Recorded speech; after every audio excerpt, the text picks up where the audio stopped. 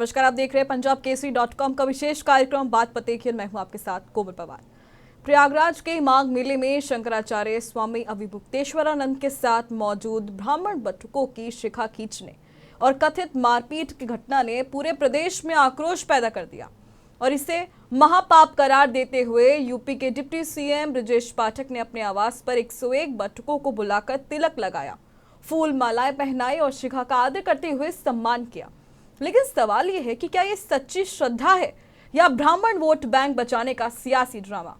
शंकराचार्य ने इसे पहले मारते हो फिर फूल चढ़ाते हो कहकर दिखावा बताया है। वहीं समाजवादी पार्टी ने इस्तीफे की मांग की है और अब विपक्ष भी हिंदुत्व की राजनीति पर सवाल उठा रही है।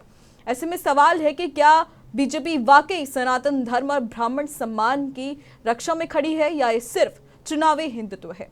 और सबसे महत्वपूर्ण बात कि क्या इसी सियासी घमासान के बीच समाजवादी पार्टी और विपक्षी पार्टियां इसका फायदा उठाने की कोशिश कर रही हैं। इन सब पर बातचीत करेंगे, लेकिन उससे पहले जिन बटुकों का सम्मान किया गया है उन्होंने क्या कुछ कहा है, आप उसे सुनिए।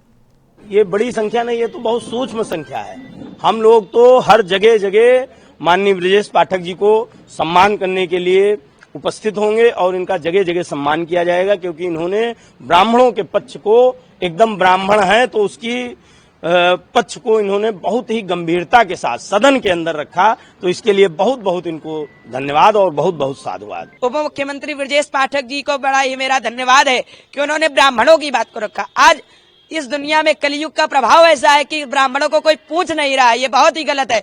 अगर ब्राह्मण नहीं होंगे तो समाज नहीं बन पाएगा। इस समाज को जगाने वाला, इस समाज को बनाने वाला एक ब्राह्मण है। अगर ब्राह्मण नहीं होगा तो पूरी सृष्टि उथल पुथल जाएगी।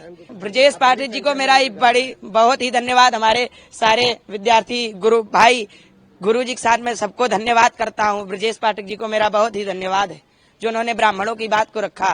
ब्राह्मणों को ऐसा पहली बार ही हुआ है कि ऐसे हमारे उत्तर प्रदेश के उप मुख्यमंत्री जी ने ब्राह्मणों को पूछा। एक बार ब्राह्मणों की भी बात देखी कि ब्राह्मण क्या कह रहे हैं। भाई ब्राह्मण का साथ नहीं देगा तो किसका देगा। सर्वप्रथम मैं आदरणीय श्री ब्रजेश पाठक जी को धन्यवाद देना चाहता हूं। उनका बहुत बहुत साधुवाद जो उन्होंने हम सभी बटुकों की बात को सदन के अंदर रखा गरिमामय में, और श्री ने आश्वासन दिया सभी को कि जो है चिन्हित करके इनको दंडित किया जाए। इसी के साथ में मैं अपनी वाणी को विराम देता हूँ। जय श्री नारायण।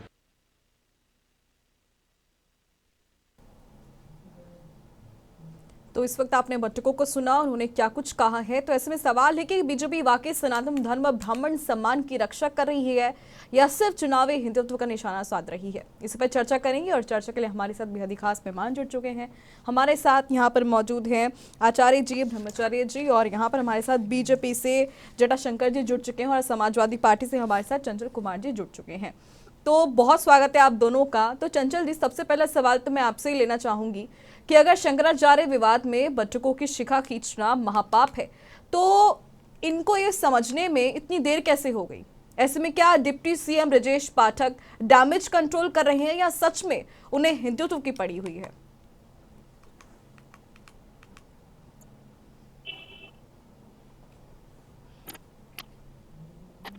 चंचल जी, शायद आपका माइक ऑफ है।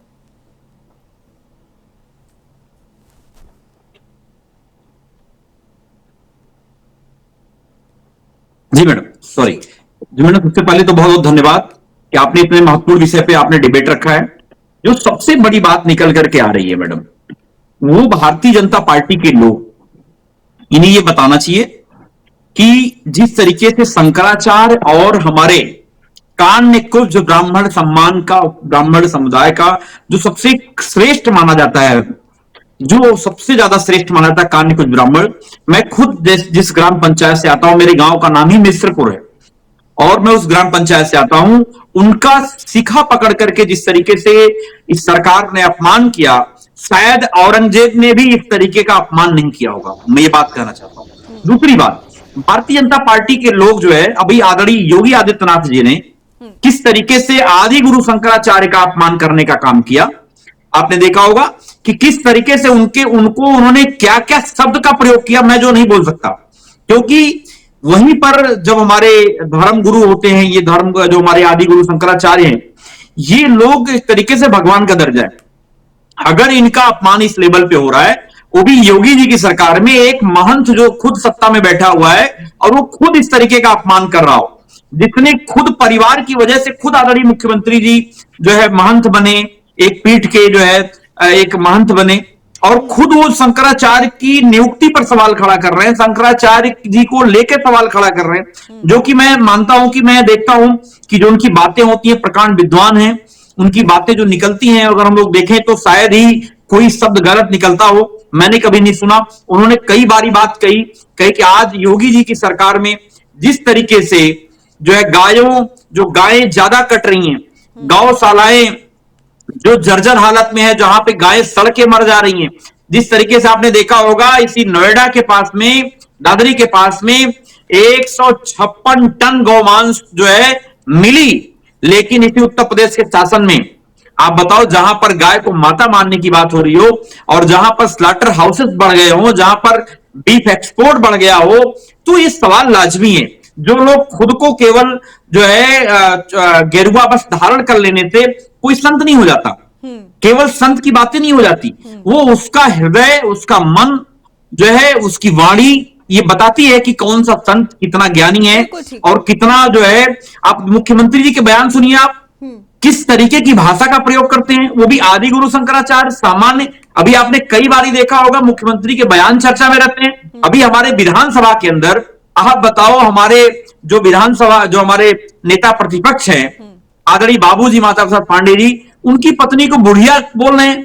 आप कल्पना करो कि मतलब इस तरीके की भाषा का प्रयोग हम लोग सुन करके बहुत आश्चर्य होता है कि एक मुख्यमंत्री पद पे बैठा हुआ, वो भी गेरुआ बस धारण किया व्यक्ति, इस तरीके की भाषा का प्रयोग करता हो। तो आप सोचो, जो नेता प्रतिपक्ष उनके साथ में उनके समकक्ष हैं, कैबिनेट का दर्जा होता है मैडम, मुख्यमंत्री के बाद अगर कोई सदन में कोई बड़ी पोस्ट होती है तो वो सबसे नेता प्रतिपक्ष की पोस्ट होती है, लेकिन उनकी पत्नी को लेकर के बुढ़िया शब्द यूज करना मतलब कितना हास्यास्पद लगा, कितना मतलब कि मुख्यमंत्री जी बोल रही है। बिल्कुल ठीक है आचार्य, कितनी शर्मनाक बात है। हमारे यहाँ पे गुरु जी बैठे हैं, आचार्य जी बैठे हैं, ये खुद इस बात का विश्लेषण करेंगे कि महिला का इस तरीके से, कोई बुजुर्ग महिला का अपमान इस तरीके से।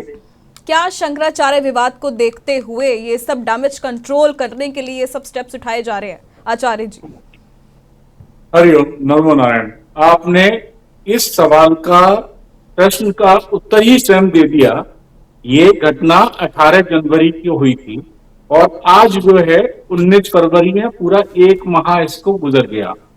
अब ये बात तो ऐसी हो गई कि गलती की कोमल जी ने, और मैंने माफी मांग ली किसी और चैनल के एंकर के पास जाकर। आपकी गलती की माफी मैंने दूसरे से मांग ली। जिस व्यक्ति के साथ, जो व्यक्ति प्रताड़ित हुआ, जो बटुक प्रताड़ित हुआ, जिसकी शिखा का अपमान हुआ, उसका नाम तक नहीं पता किसी को। जिस सन्यासी को लात से मारा गया उसका नाम तक नहीं पता, उसका कोई भी नाम तक लेने को तैयार नहीं है। क्यों? क्योंकि वो व्यक्ति एक राजनीति में आया ही नहीं। ये जितने भी लोग बटुक आए हैं, सम्मान किया है, बहुत सराहनीय कदम है, लेकिन ये राजनीति से प्रेरित है। जो यूजीसी का बिल था, सवर्णों ब्राह्मणवाद के खिलाफ जो नारे लग रहे थे, और फिर जो मोहन भागवत जी का जो बयान था कि सवर्णों को, ब्राह्मणों को झुकना पड़ेगा, समाज में जो है यूजीसी जो लाया उसके नियम का पालन करना पड़ेगा, और जिसकी वजह से समाज से ब्राह्मण और सवर्ण अलग होता जा रहा है, उसको समझाने को, एकजुट करने का प्रयास है। जबकि आज से 2 महीने पहले जब विधायकों की, ब्राह्मण विधायकों की अपनी आपस में बैठक हुई थी, तब इसको सभी इनके, हमारे नेतृत्व ने इसको एक तरीके से अपराध माना था कि इस तरीके का अपराध होना चाहिए, केंद्रीकरण नहीं होना चाहिए जाति का। और आज वही चीज यहाँ पर हो रही है। एक हमारे यहाँ शास्त्रों में बहुत अच्छी बात कही गई है कि कोई भी व्यक्ति अगर शिखा का अपमान करता है तो वो राजदंड का अधिकारी है। तिलक, जनेऊ, यज्ञोपवीत और शिखा, ये किसी ब्राह्मण की धरोहर होती है।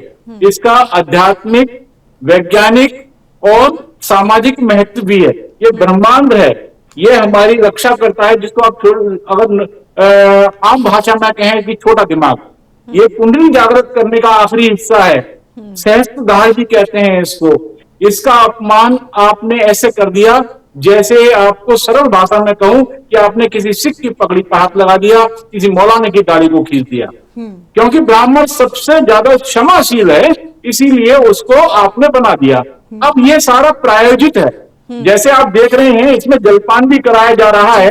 आपके उसमें जो व्यक्ति जलपान लेके आ रहा है वो जूते पहने हुए है। ये ब्राह्मणों का सम्मान नहीं है। और इसमें ब्राह्मण खुद ही स्वास्थ्य वाचन कर रहे हैं। जिनका सम्मान है वही खुद जो है अपना स्वास्थ्य वाचन कर रहे हैं सम्मान होने के लिए। ये कोई सम्मान नहीं, ये सिर्फ प्रोपेगेंडा है। और रही बात, अभी समाजवादी वाले बोल रहे थे, क्या नाम है इनका, रायगढ़ का, मुझे चंचल कुमार जी, कि इन्होंने राम मंदिर में राम सेवकों पर गोली चलवाई। वो भी संत थे, बहुत से उसमें। आपने इन्हीं शंकराचार्य जी को वाराणसी में जब ये दंडी स्वामी थे, दौड़ा दौड़ा कर पीटा, लाठियों से मारा। आपने किसी भी संत की कभी भी उपासना या आराधना नहीं की। आप गौरक्षा की बात कर रहे हैं। गोवर्धन पीठ के भगवान शंकराचार्य श्री निश्चलानंद जी महाभाग, वो जो है इसके लिए कब से प्रयासरत हैं, जिसकी वजह से वो सड़कों पे नंगे पांव चलते हैं। करपात्री महाराज जी पर गोली चली, कोई नहीं बोल रहा। आज गौरक्षा की बात सामने आ रही है। गौरक्षा होनी चाहिए। ब्राह्मण होने के नाते, संत होने के नाते हमारी पूजनीय माताएं भारतीय होते के नाते। लेकिन इन्हीं की पार्टी में नोएडा के अंदर एक अखलाक नाम का व्यक्ति था, उसके यहाँ पर गौमांस निकला था, जिनको इन्होंने बाद में किसी तरीके का बोल दिया कि और कोई मांस है। और उसकी जब किसी तरीके से हत्या हुई, जिसको मऊ लिंचिंग का नाम दिया गया, उसको करोड़ रुपए देके और साथ में आवास वगैरह देके एक धर्म को इन्होंने अपनी वोट बैंक को साधा। लेकिन यहाँ पर जो राजनीति बटुकों के साथ में हो रही है, ये बटुक तो पहले भी माघ मेले में बने, उसका एक हथियार और अभी भी बन रहे हैं। और रही ये बात, अभी आपके जो प्रश्न था उस प्रश्न पर ना आकर इन्होंने एक बात कही, योगी जी। मैं कह रहा हूं कि योगी जी के साथ एकजुट होकर, ये एक के खिलाफ एकजुट होकर विरोध में ये सभी एक जैसे हो गए हैं, चाहे वो कोई भी पार्टी हो। और योगी जी पर निशाना है, तो उनको पता है कि ये महंत, ये संत, ये जो है जो प्रदेश को एकजुट बांधे हुए है, इसको विस्थापित कर दीजिए तो आपकी सत्ता कोई नहीं रोक सकता। लेकिन ये एक बहुत बड़ी गलतफहमी है। और ब्राह्मण किसी के भी छलावे में आना वाला नहीं है। ये 5-5, 4-4, 10-10 साल के बटुक हमारे, जो कि अभी प्राइमरी आपकी जो शिक्षा है वैदिक की, उसमें चल रहे हैं, वो किसी उनके तिलक लगाने से, पटका पहना से सम्मान नहीं होता। सम्मान होता है मन से। आपने कभी भी एक सवर्ण, ये ब्राह्मण के लिए आवाज उठाई? आप कह देते खड़े होकर मंच से कि ब्राह्मणों के साथ, सवर्णों के साथ जो जेएनयू में नारे लगे वो गलत थे। रुचि तिवारी जो एक पत्रकार थी, उसके साथ में गलत हुआ और इनका हक मारा जा रहा है। इनको आप जो है आरक्षण क्यों नहीं दे रहे? इनको आरक्षण दीजिए क्योंकि 4% बचे हैं। लेकिन नहीं, क्योंकि 2027 में जो इलेक्शन हो रहा है, उस इलेक्शन होने वाला है, उस इलेक्शन को ध्यान में रखते हुए सभी का ब्राह्मण प्रेम, क्षत्रिय प्रेम, दलित प्रेम ये आ रहा है बाहर फूट फूट के। इनकी ममता जाग रही है। लेकिन ब्राह्मण का सम्मान तब होगा जब ब्राह्मण को उचित स्थान दिया जाएगा, गुरुकुल की स्थापना होगी, वैदिक शिक्षा को हर जगह बिना किसी रोक टोक के लागू कर दिया जाएगा। मंदिरों के अंदर ये जो है ब्राह्मणों को सम्मान दिया जाएगा। मंदिरों का पैसा ब्राह्मणों के समाज के कल्याण लगाया जाएगा, तब ब्राह्मणों को सम्मान होगा। इस तरीके से ब्राह्मणों को सम्मान नहीं होगा। 2027 के चुनावों के चलते ही क्या बीजेपी को ये प्रेम, जो उनका ब्राह्मण प्रेम है, वो जागृत हुआ है? जटाशंकर जी, आपकी प्रतिक्रिया चाहूंगी इस पर। आपका माइक ऑफ है जटाशंकर जी। जी जी बोलिए। नहीं, माइक तो ऑन है। जी जी बोलिए। बिल्कुल। और सॉरी, मैं कह रहा था कि सबको आपके माध्यम से सबको नमस्कार, धन्यवाद, आभार भी। अब बड़ी समस्या की बात है कि ये आज चर्चा का विषय क्या है और चर्चा क्यों हो रहा भाई? कोई भी ब्राह्मण या कोई भी ब्राह्मण जनपुरुष, जनलोक नेता अगर अपने घर पर 101, 1001, 1002 अगर अपने घर पर किसी भी ब्राह्मण परिवार के साथ बैठ के भोजन करते हैं, वो एक सम्मान करते हैं, सम्मान करने के बारे में सोचते हैं, तो मुझे नहीं लगता कि इस पर कोई डिबेट होनी चाहिए। अब डिबेट का प्रसंग इसलिए बन रहा है कि माघ मेले में जो कुछ भी हुआ उसके लिए हमारे हमारे डिप्टी सीएम केशव प्रसाद मौर्य जी ने जाकर के माफी भी मांगा, उन्होंने क्षमा भी किया, उन्होंने निवेदन भी किया, और वो जो कुछ भी हुआ वह एक सुनियोजित साजिश के तहत हमारे पार्टी के लोगों को बदनाम करने के तरीके से किया गया। अब उस तरीकों में प्रशासक को, प्रशासकीय प्रणाली को, एक मुख्यमंत्री को क्या क्या नहीं करना चाहिए, क्या करना होगा, ये एक अलग विषय है। लेकिन हमारे दोनों डिप्टी सीएम को, डिप्टी सीएम का नाम हटा दीजिए, डिप्टी सीएम का पद हटा दीजिए, तो दोनों एक भल मानुष जिन्होंने कभी भी हिंदू अस्मिता के साथ, हिंदू गरिमा के साथ, ब्राह्मण के साथ और किसी के भी लिए आज तक उन्होंने कोई भी शब्दों का प्रयोग, दुष्प्रयाग, दुर्व्यवहार का काम कभी भी नहीं किया। तो इसीलिए अगर वह जन आज भी बैठ करके भगवान और भगवान की तपस्या के परिचालक के तौर पर किसी भी ब्राह्मण और ब्राह्मण सेतु का अगर वो प्रवचन कर रहे हैं, उनके साथ उपासना कर रहे हैं, उनके साथ पूजा कर रहे हैं, उनके साथ भोजन कर रहे हैं, उनका धर्म की स्वागत कर रहे हैं, तो इसमें किसी भी प्रकार का भेद विभेद नहीं होना चाहिए। और तीसरी और अंतिम बात, ब्राह्मण समाज कभी भी किसी के मुगालते में नहीं रहा है और न किसी के आगे शर्मसार होने की कोई बात है। हम जहां हैं, जैसे हैं, उसी तरह से अपने आप में ही ब्राह्मण ऑटोमेटिक ब्रह्म है। चाहे वो गरीब रहेगा, चाहे वो धनी रहेगा, चाहे वो मीडियाकर रहेगा, हर तरह के इस मुद्दों के साथ, हर तरह की परिस्थिति में वह भगवान के साथ और समाज के साथ और लोगों के साथ खड़ा मिलता है। किसी भी प्रकार की राजनीतिकरण की चर्चा नहीं होनी चाहिए। ठीक है चंचल जी, आ रही हूँ आचार्य जी के पास में।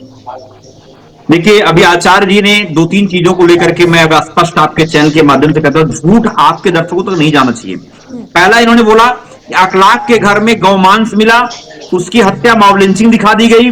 इसी शासन में गौमांस का टुकड़ा बताया गया, योगी जी की पुलिस ने जांच किया, वो गौमांस का टुकड़ा नहीं मिला, उसकी हत्या हो जाती है।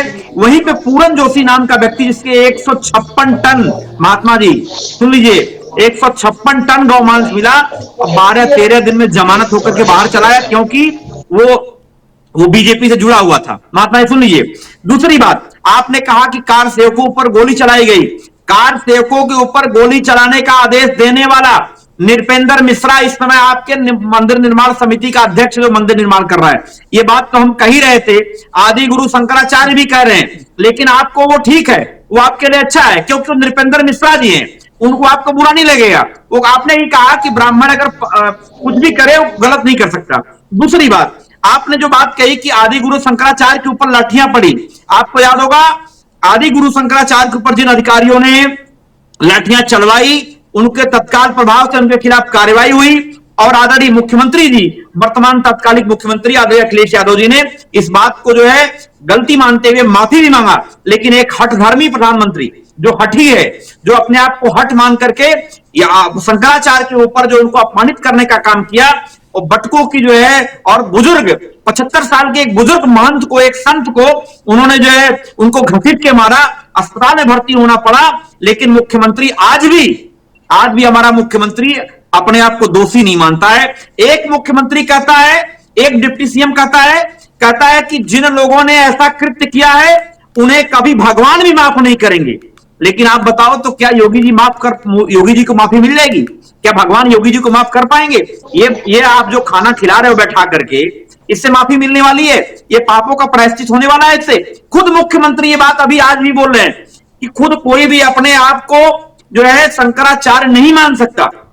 ये बात खुद मुख्यमंत्री जी कह रहे हैं। अभी बराबर तलखी चल रही है, लगातार बयान में तलखी चल रही है, और एक तरफ हमारे ब्रजेश पाठक जी कह रहे हैं ईश्वर भी माफ नहीं करेगा, एक तरफ केशव प्रसाद मौर्य जी कह रहे हैं भगवान मान रहे हैं आदि गुरु शंकराचार्य जी को, हम भी मान रहे हैं, लेकिन उनका अपमान हो रहा सरेआम, बगैर नहाए उनको वापस लौटना पड़ा। और उन्होंने क्या क्या बातें कही, अभी तो हमारे जो बैठे हैं महात्मा जी यहाँ पे कह रहे थे, मुझे बड़ा हास्यास्पद लगा। अरे आप जरा देख लीजिएगा, जरा जान लीजिएगा, योगी जी की पुलिस ने जांच किया था अखलाक के घर में जो मीट मिली थी, वो मीट हम लोगों ने जांच नहीं करी थी, योगी जी की पुलिस ने जांच किया, और एक अखलाक मुसलमान होने की वजह से इस उत्तर प्रदेश की सरकार में उसकी हत्या हुई, वो भी एक तरीके से प्रशासनिक हत्या हुई। और ये कितनी शर्म की बात है, कितनी खेद की बात है। शायद आप महंत हैं, इस बात को समझ सकते हैं, लेकिन आप ये बात नहीं कह पाएंगे। मैं आपकी मजबूरी समझ सकता हूं, इसे उत्तर प्रदेश में रहना है। कोई मजबूरी नहीं है, मैं आपको समझा देता हूँ। नहीं है मजबूरी महात्मा जी, आप कहां तक बोल पाओगे? महात्मा जी कहां तक बोल पाओगे? आप मुझे बताइए ना। गुरु जी मैं हाथ जोड़ करके प्रणाम करता हूं, मेरी बात सुन लीजिए, मेरी बात सुन लीजिए पहले, आप जवाब दीजिएगा। मैडम मेरी बात तो पहले, मेरे सवाल नोट कर लो। आप नृपेंद्र मिश्रा के खिलाफ बोल पाएंगे कि आदि शंकराचार्य बोल रहे हैं? आदि शंकराचार्य नहीं है, वो शंकराचार्य हैं। आपको नहीं पता कि आदि शंकराचार्य क्या होते हैं? आप नृपेंद्र मिश्रा के खिलाफ बोल पाएंगे? आप नृपेंद्र मिश्रा के खिलाफ बोल पाएंगे? आप नृपेंद्र मिश्रा के खिलाफ बोल पाएंगे? आप गलत बोल रहे हैं एकदम। पहली बात, अरे भाई शंकराचार्य हत्या हो गई और आपको ये धोखा की 1 करोड़ रुपए मिल गए। शंकराचार्य नहीं है वो, गलत है महात्मा जी, गलत है। मुझे बहुत, मैं तो बहुत सम्मान करता हूँ आप लोग। और कोई भी आप मुझे बताओ ना महात्मा जी, सुनो मैडम इनसे जरा एक बार पूछ लीजिए, मेरे सवाल ले लीजिए, तब आप बोलिएगा। आप नृपेंद्र मिश्रा के खिलाफ एक सब बोल पाएंगे? मैं आप बोल रहा हूँ, पाएंगे? सुन तो दीजिए। आप उनके बेटे शादी का हुआ क्या आप पाएंगे? एक एक करके कुछ बोल रहे हैं, देखिए, एक एक करके सुनिए। अरे मेरे सवाल नोट कर लीजिए महात्मा जी। मैडम पहले मेरे सवाल नोट करा लो। ठीक है, आपका सवाल ठीक आप है, जो है आचार्य जी एक जवाब अधिकारी थे नृपेंद्र मिश्रा, मेरे सवाल तो पहले सुन लो आप सीएम महात्मा जी। देगा, वो ही आदेश माना जाएगा। आप यहाँ तो करें नृपेंद्र मिश्रा, और उसके लिए कह रहे हैं कि अधिकारी ने जो असम्मान किया कि योगी जी जो है इस्तीफा दें। आप क्या दोगली बातें कर रहे हैं? नहीं, हम इस्तीफा देने की बात नहीं कर रहे हैं, माफी मांगने की बात कर रहे हैं, माफी मांगने की बात कर रहे हैं, माफी मांगने की बात कर रहे हैं। आपके उस अधिकारी के खिलाफ कार्रवाई नहीं हुई। ना महात्मा जी, ये भी देखो यही गलत बात है। अगर महात्मा जी आप राजनीति में मत पढ़ो। अगर ये महात्मा जी राजनीति वाला काम नहीं कर लेंगे। आप कम से कम संत हैं, तो कम से कम संत का हृदय निर्मल होता है, कोमल होता है, एकदम अपने अंदर बनाए रखिए। दूसरी बात, पूरे जोशी के यहाँ पर जो मिला वो कहाँ से आया? वो या वो कहाँ से आया? जो आदमी गलत करता है, गौ मांस खाता है, गौ की हत्या करता है, वो उसकी हत्या क्यों नहीं हुई? मिलना चाहिए, चाहे वो किसी भी जाति आतंकवादियों को रिहा तो आपने करवाया है ना। आप जो है बोलते हैं कि हाँ ये जो है ये महात्मा जी, महात्मा जी मैंने कहा ना, आज देखिए आप कुछ संत हैं केवल राजनीति का काम करते हैं, वो उनसे संतई का मतलब नहीं है, उनको संत से मतलब नहीं है, उनको क्यों राजनीति करना है? आप आतंकवादियों की बात कर रहे हैं, 4 आतंकवादियों को देश के बारे में आपके देश में और यहाँ पे आप मुझे बताएं, बच्चों के लिए बोलने का आपको अधिकार नहीं है। आपने ही सरयू मैया आपको अधिकार है बोलने के लिए। आप कह रहे थे हम लोगों ने जनेश्वर मिश्रा जी का पार्क बनाया पूरे हिंदुस्तान का, नहीं बल्कि एशिया का सबसे बड़ा जनेश्वर मिश्रा पार्क है। सुनिए महात्मा जी, हमें आपसे सर्टिफिकेट लेने की जरूरत नहीं है। मैं आपकी मजबूरी समझ सकता हूँ, योगी जी के राज में रहना है तो योगी जी कहना है, महात्मा जी मैं मजबूरी समझ सकता हूँ। आप ये कहना चाह रहे हैं गुरु जी मुझे मालूम है, आपसे मजबूरी समझ सकता हूँ कि योगी जी के राज में रहना है, योगी कहना है। ठीक है, आप ये कहना चाह रहे हैं कि मुलायम सिंह जिनका अपने अधिकारियों पर कोई कंट्रोल नहीं था, उनका कोई नियंत्रण नहीं था। ठीक है, ठीक है। तो ये हो तो आप बताओ ना, ठीक है, हम कह रहे हैं वही अधिकारी से ना, उसी अधिकारी को आपने क्यों बना रखा है? ठीक है, आप मुझे बताओ ना, ठीक है आचार्य आखिर जी, में क्या चंचल खूबी जी, है? ठीक है, ठीक है, 1 मिनट रुक आप जाइए। क्या खूबी है जटाशंकर बताइए जी, महात्मा जी, मैं आपकी नृपेंद्र मिश्रा जी प्रतिक्रिया में क्या खूबी है चाहूंगी। मुझे बताइए। उत्तर प्रदेश उनके में बेटे को ब्राह्मण लोकसभा का राजनीति टिकट की दिया गया बात था, करें, बताइए ना। चंचल जी 1 मिनट रुक जाइए। जटाशंकर जी, अगर उत्तर प्रदेश में ब्राह्मण राजनीति की बात करें तो इस वक्त बीजेपी की जो आंतरिक फूट है वो सबके सामने आ रही है, तो इस बात में कितनी सच्चाई है? क्योंकि माघ मेले में बटुकों की शिखा खींचे जाने के बाद यूपी में अब राजनीति गर्मा गई है। अब डिप्टी सीएम ब्रजेश पाठक 101 बटुकों को घर बुलाकर सम्मान कर रहे हैं और केशव मौर्य और ब्रजेश पाठक का ये सुर योगी आदित्यनाथ से अलग है।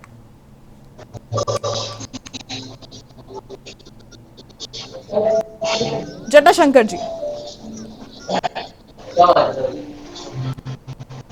देखिए, घर है, परिवार है, मुखिया है। ये घर है, परिवार है, और घर परिवार में मुखिया होते हैं। और कहीं न कहीं से अगर कहीं से कोई जगह, अगर कहीं से किसी से किसी भी प्रकार की, और अपने बड़े परिवार में उत्तर प्रदेश ठीक है, मैं आपको सुन नहीं पा रही हूँ। ठीक है चंचल जी, ठीक है, जनसंख्या उससे ज्यादा का अनुसार उससे बड़ा प्रशासन। अब उस समय पिछली बार जब माघ मेले में किसी प्रकार की घटना जब घटित हुई तो उसी घटना को लेकर के आप देखा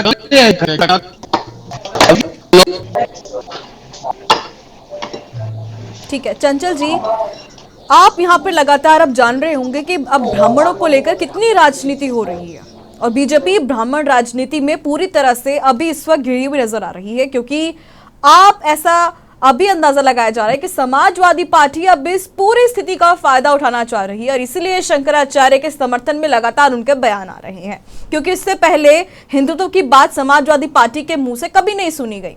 चंचल जी। नहीं, देखिए मैडम, मैं आपको बता दूं, यहाँ पे आचार्य गुरु जी बैठे हैं। मैं समाजवादी पार्टी के शासन में कभी जातिवाद नहीं फैलाया हम लोगों ने। आपने देखा होगा किस तरीके से एक बहुत बड़े चेहरा रहे, बहुत बड़े समाजवादी रहे आदरणीय जनेश्वर मिश्रा जी। उनके नाम से छोटे लोहिया कहे जाते थे, उनके नाम से एशिया का सबसे बड़ा जनेश्वर मिश्रा पार्क बना। और महात्मा जी, मैं आपकी जानकारी के लिए बता दूं कि जनेश्वर मिश्रा ग्राम पंचायतें बनाई गई, जिनका हम लोगों ने पूरे प्रदेश में जनेश्वर मिश्रा ग्राम पंचायतें बना करके उसका विकास किया गया।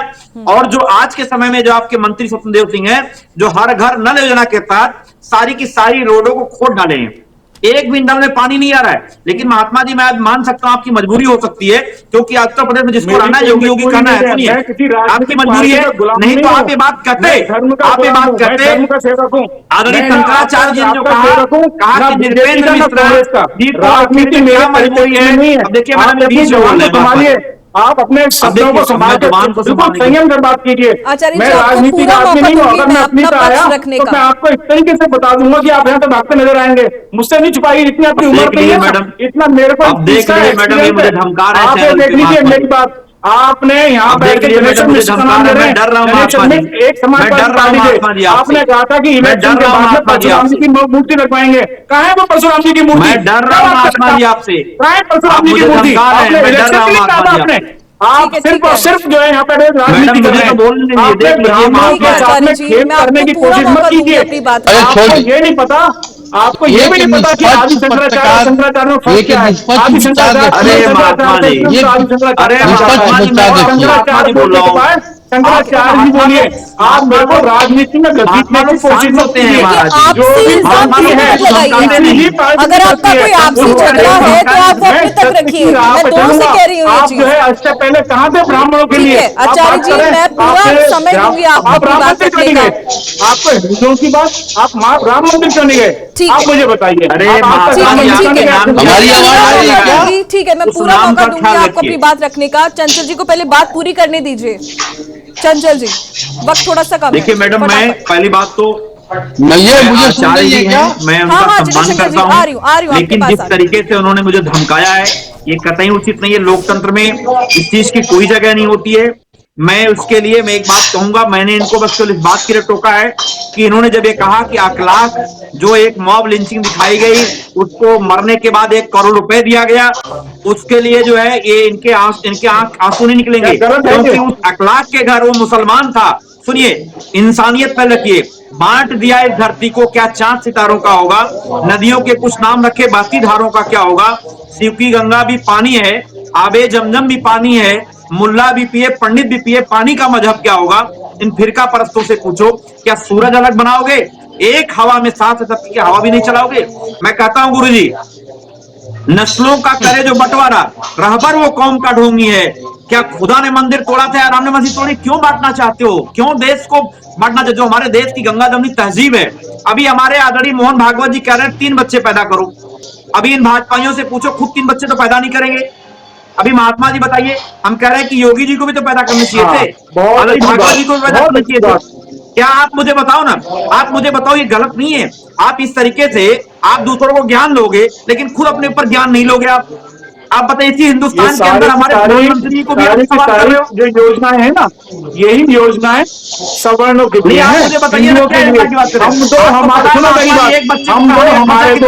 हिंदुओं की जनसंख्या कम, आप बोल दीजिए यहीं पर इसी चैनल से बोलिए कि मुसलमानों को 2 बच्चे करने चाहिए, उनके बाद भी सारी बच्चे आज के बाद में मान्य हो जाएंगे। मुसलमानों को भी 2 बच्चे करने चाहिए। बच्चे को पढ़ाने का खर्चा कितना है? हिंदुओं को बोल सकते हैं, और एक चीज अब बात लो। ध्यान रख लीजिए, अब आगे। गंगा जमनी तहजीब, मैं इंसानियत की बात गंगा कर रहा हूं। जमनी मैंने तहजीब आपने कुछ नहीं कहा होती। कि गंगा ब्राह्मण जी समाज और के लिए यमुना जी समाज श्रद्धा पार्टी से ने क्या नाम काम किया, लीजिए। मैंने बताया आपको। गंगा जी और मैंने यमुना आपको जी बताया श्रद्धा से नाम जो लीजिए, लैपटॉप वितरण कोई से लेकर गंगा के जमनी मेडिकल से तहजीब लेकर नहीं के है। 108 हो और चाहे 102 आपको हो मैं चाहे बता दूं, 900 हो, हमने मेरी कभी बात जाति बहुत नहीं ध्यान देखी। से रखिए। हमारे शासन आपने में कहे ना मस्तान बने, भाईचारा, समानता, मंदिर सब बन रहा धर्मों का है। ये सम्मान। आचार्य जी, अब ये मंदिर जो बन रहा है। रमजान आ आप रहा है मुझे ना, बता दो आप किसी एक एक नेता टोपी का लगा नाम के बैठे हिंदुस्तान में होंगे किसी इफ्तारी में, जिसने एक मंदिर आप बनाया हो, किसी वो इफ्तारी आदरणीय में अखिलेश यादव जी टोपी हैं। लगा के आप बैठे चश्मा होंगे, निकाल फेंको पहले क्योंकि मुफ्ती रमजान वाला। चल आप रहा है। धर्म गुरु नहीं और हो आप सकते देखिएगा नीचे से केवल मन और आपका होना चाहिए नवरात्र धर्म में गुरु आपको पहले। तो सांप सूंघ जाता है, अरे नवरात्रि में महात्मा तो जी, आपको पहले बोला खुद नहीं मन जाता। साफ करो आप। सबसे पहले ईद पहले की मन साफ करो। मुबारकबाद आप देने वाले संत थे, का मन दिवाली साफ पे होना तो चाहिए। आवाज नहीं निकलती। 22 जनवरी को राम जन्मभूमि का सिर्फ वो था वार्षिक गढ़वाल, आपके यहाँ से एक सिंगल भी मेल नहीं आया, ना ट्वीट आया। अरे आप क्यों बात नहीं, कर रहे हैं आप ही बताओगे। इफ्तारी पे जाएंगे अभी आप ही रमजान की बताओगे। टोपी लगा लगा के और दाढ़ी वाली, और आदरणीय इफ्तारी श्रद्धेय पे नेताजी, और सुनिए नवरात्रि पे महात्मा जी, बोल आपको जाए बताने मुझसे की आवाज नहीं निकलेगी। आप बैठे हुए, आपको नवदुर्गा के नाम पूछ लूं, दुर्गा के नाम नहीं बता अरे पाएंगे आप। क्या बता बताओगे दीजिए आप नौ देवियों महात्मा के जी, नाम, आपके यहाँ अंदर बैठे कितनी हुए। नफरत भरी हुई उसको है, छोड़ दीजिए आप। कितनी नफरत आप भरी हुई है मेरे आपके अंदर अंदर। बहुत भरा आप हुआ है। कैसे इस महात्मा हो देश सकते को हो? खराब करने आचार्य में जी से कोई महात्मा जितना नहीं हो जाएगा। हाथ मुसलमानों का है, उतना ही हाथ आप लोगों कब का आ है। गया नफरत और फैलाने? हमारे ब्राह्मणों में क्या है, मैडम, ये हमने देश माफ करने संविधान का से सीख चलने लिया, वाला है। आप लोगों ने ये हमारे देश सिर इस पे बैठना दबाव से सीख नहीं लिया। चलने वाला है। आपको जिस दिन ब्राह्मण ने शिका खोल दी, उस दिन जो है सारा का सारा आज साम्राज्य सिखा बदल जाता वही है। योगी जी चाहे ने, से वही तो देख सिखा लीजिए, खींच खींच के आपको मरवाया कुछ है। नहीं पता। ठीक है, आप ठीक यहाँ है। वही बैठे सिखा एक खींच देश खींच के जटाशंकर मरवा जी, ले आने ठीक में है। हर आपको। जगह वही पढ़ समय लेते हैं। थोड़ा सा कम है मेरे आपको पास। वही वही सिखा ठीक है, खींच के जटाशंकर मरवाया है जी, बाबा ने। प्रतिक्रिया चाहूंगी जटाशंकर जी। संविधान की बात तो करते हैं, आधा घंटा संविधान संभाल पा रहे हैं, आधा घंटा दर्शकों का न्याय नहीं संभाल पा रहे हो, इतने अधीर हो जा रहे हैं कि अपनी बातें भी सही ढंग से नहीं रख पा रहे हैं, और रखते रखते किसी को तुम तलाक और थे अरे में मैं अंतर तुम नहीं बोल रहा हूँ कर पा रहे जटाशंकर जी, हैं। मैं मैं हमेशा आचार्य जी अब को मैं आप उसको कह रहा दोबारा हूँ। नहीं चाहूंगा। मैं अधीर नहीं होना चाहता, उसमें ये है हम लोग नहीं, दर्शक ने सुने ये हैं, उसकी कोई विषय ये नहीं। भाषा अब हम लोग बीजेपी वालों से दर्शक सीखेंगे भाषा। ये बीजेपी वाला भाषा में सीखेंगे। यही जो सीख लोकसभा के लेते, अंदर यही एक सीख सांसद लेते जो है तो राज कर, कटवा यही मुल्ला सीख लेते, क्या क्या बोलता है, यही सोच लेते, आप यही हमको सीख बताओगे। लेते तो राज कर। जो आपने मुझे दिया है अब ये उसी हम का नहीं सीखने प्रतिफल वाले आप पा हैं, रहे हैं। इस तरीके की जो अमर्यादित भाषा हम फिर नहीं अब सीखने वाले हैं। अभी हमारे महात्मा जी न जाने मुझे ठीक क्या है, क्या कह डाले, मुझे ठीक धमका है रहे थे। जटाशंकर महात्मा जी तो ठीक कह ही है। सकते हैं, आप फिर हो गए। सभी अपना महात्मा जी आपसी तो झगड़ा कह ही सकते लेकर हैं भाई, ठीक है, महात्मा आप जी सभी कहेंगे, अपना कौन आपसी कहेगा? आप झगड़े में कहेंगे। व्यस्त हैं। आप सभी अपने आपसी झगड़े में व्यस्त हैं। मैं ही प्रश्न दाग देती हूँ क्योंकि आप विपक्षी होकर और आप सत्तासीन होकर एक दूसरे पर न्याय के प्रश्न नहीं दे पा रहे हैं। मैं ही पूछ लेती हूँ जटाशंकर जी, उत्तर प्रदेश में इस वक्त ब्राह्मण वोट अक्सर ही काफी खास माना जाता है, तो क्या शंकराचार्य विवाद से बीजेपी को नुकसान हो सकता है क्या? बिल्कुल नहीं, बिल्कुल नहीं। शंकराचार्य जी हमारे हैं, हमारे ही रहेंगे।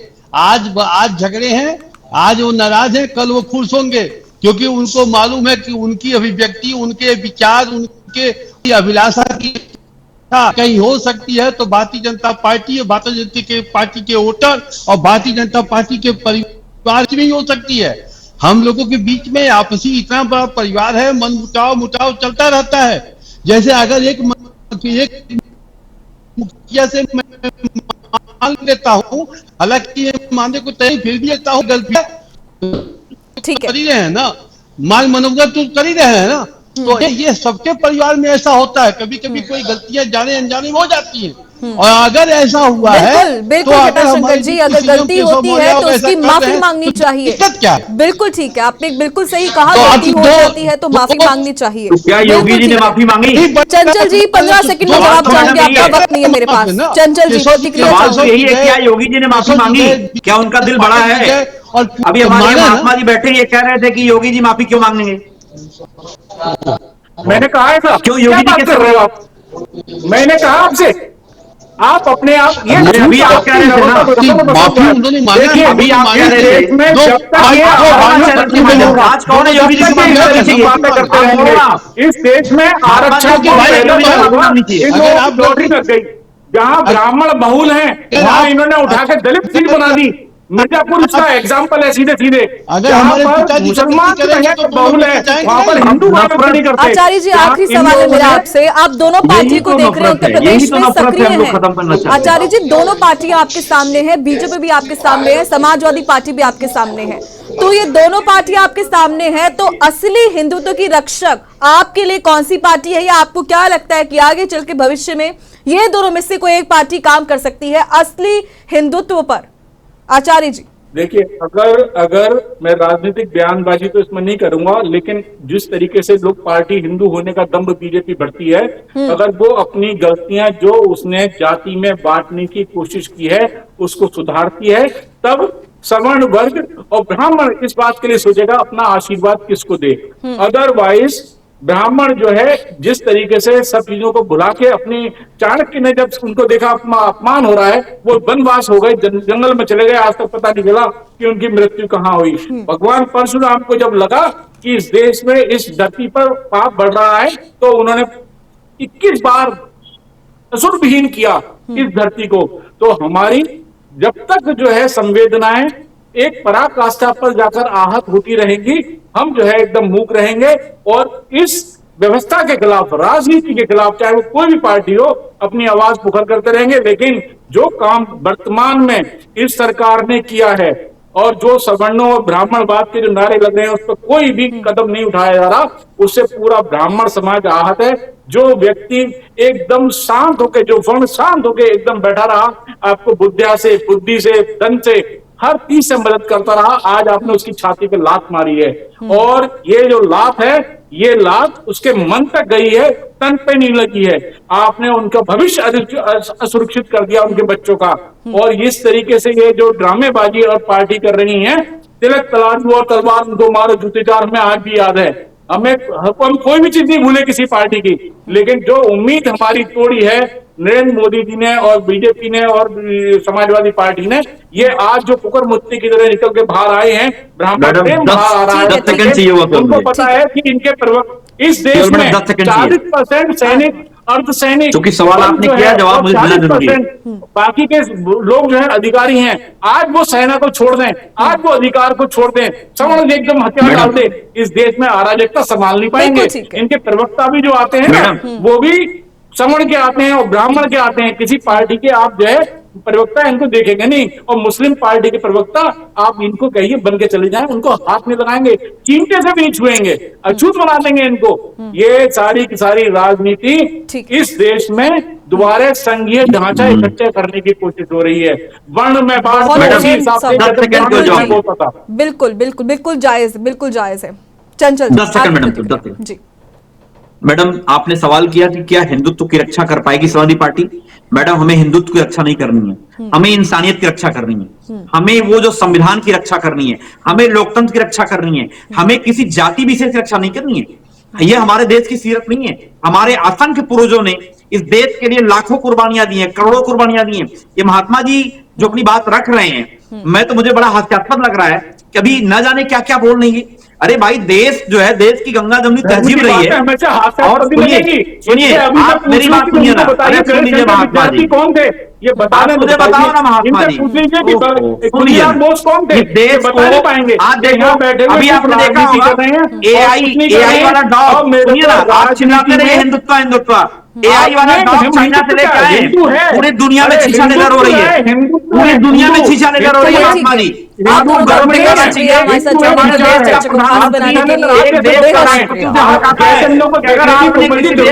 का बहरहाल ये तो साफ है कि शंकराचार्य विवाद पर deputy CM Brajesh Pathak damage control करने उतर गए हैं और समाजवादी पार्टी साफ तौर पर इस मुद्दे को भुनाने की पूरी कोशिश कर रही है।